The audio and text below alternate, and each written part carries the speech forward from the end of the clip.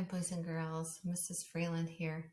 We are going to be working today on thinking about when those characters' feelings change through our story from the beginning, middle, and end. We're going to think about, did that character learn something in the story?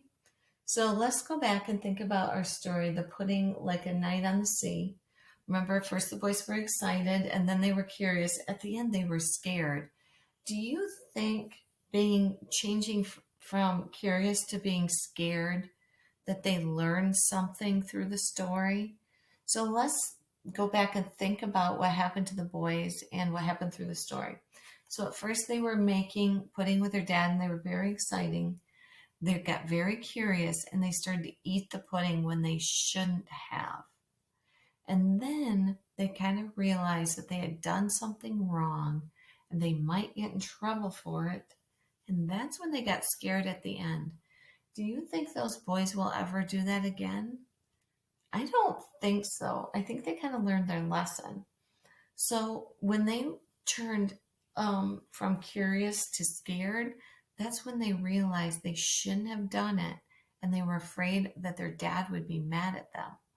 So that's when they realized and learned, I shouldn't have eaten a treat that's for someone else. Let's think about Froggy. So Froggy was excited to go to the restaurant. Do you think he learned something when he turned impatient at the restaurant? Maybe he needed to bring something to do in the restaurant so he wasn't bored. Maybe he probably shouldn't have eaten sugar cubes in a restaurant while you were waiting, right? And at the end, he was embarrassed because he was slurping up his spaghetti and he saw Frogolina.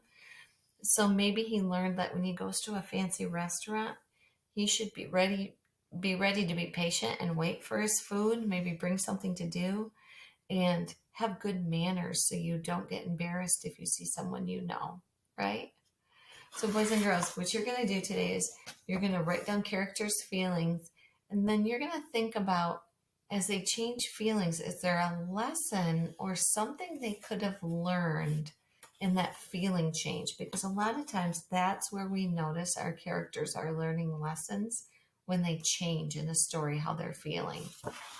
All right, so let's see if you can find one of those spots today in the story that you read, writing down your characters, and then thinking about, do I feel that same way or no? Maybe I don't feel the same way as my character, maybe I do.